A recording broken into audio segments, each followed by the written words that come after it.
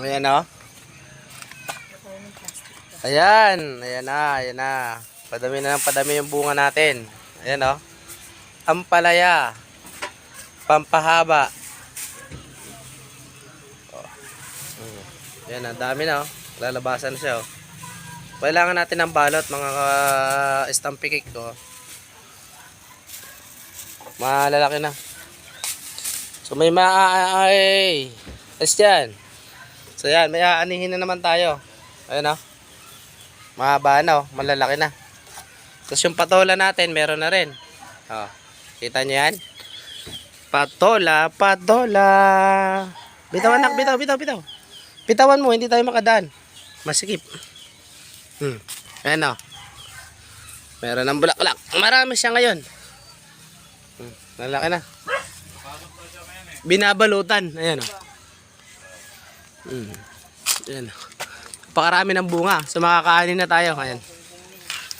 Mga ilang araw lang yan. Makakapag-anin na tayo.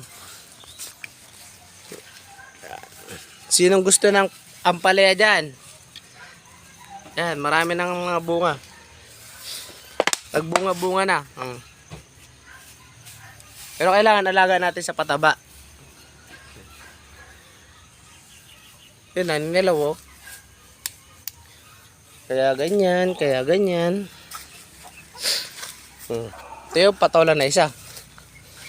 Parang di yata lalaki, tinamaan ng kinot-kot ng insekto. Yan, kapon nakagulay kami. Ayan yung ginulay namin, oh. Yung di ko alam kung ano tawag dito, nakalimutan ko yung tawag dito. Ayan, yung bataw daw, bataw. Maliit lang na garden, pero nakakapanggulay-gulay din.